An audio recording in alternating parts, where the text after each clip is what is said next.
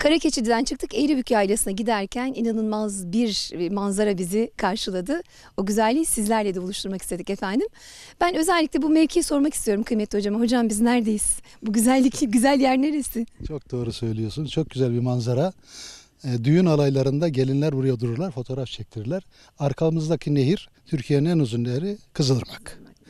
Kızılırmak, Kızıldağ'dan çıkıyor, Sivas'tan, Samsun'dan dökülüyor. Geçerken de bize nimetini bırakıp geçiyor.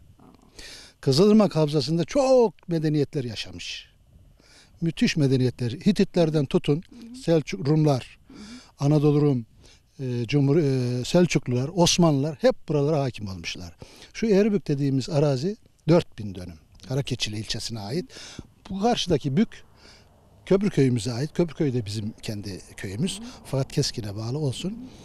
Kızılırmak'ın hikayesi çoktur. Manzarası güzeldir. Suyu güzeldir. Zaten Kırıkkale ilimize de içme suyu aşağıdaki barajdan sağlanıyor. Halkımız yeterince faydalanamıyor ama. Bu ırmağın nimetlerinden Karakeçili istediği derecede istifade edemiyor. Mesela sulamayla bu taraf kırsal. Orada mesela belli bir bölge yeşil kalmış ama sulama sistemiyle bu tarafları da yeşillendirebilirler diye düşünüyorum. Bilmiyorum ama. Tabii yörüklerin en büyük özelliği keçilerin peşinde koşmasıdır. Kara keçilerin. Biraz önce gördünüz. Evet, onların arkasından koşarken. Yerleşik hayata geçtikten sonra başlamışlar tarım işletmeye. Yukarıda Kesikköprü barajımız var. Az bir miktar, yani 20 bin 30 bin dönümlük bir alan sulanıyor kanallarla.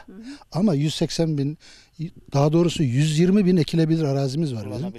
120 bin dönüm ekilebilir arazimiz var. Demin de söylediğim gibi biz pek faydalanamamışız buradan. Netice itibariyle şu manzara hepsine bedel zaten. Kesinlikle. Anadolu'muz güzel, yurdumuz güzel. Vatanımızı biz yörükler çok seviyoruz. Bak şimdi orada bir tane kayık gidiyor, görüyorsunuz. Evet. O balık tutuyor %100. Zamanında bu akan bir nehirdi. Baraj yoktu aşağıda. Sonra Kapılıkaya Barajı'yla set kuruldu önüne. Balıkçılık turna balığına yöneldi. Lokantalar var, balık lokantaları. Onlar istifade ediyorlar. Güzel bir hayat burada. İnşallah o kültürü biraz da daha sonra yeşillendirebiliriz efendim. Doğru söylüyorsunuz.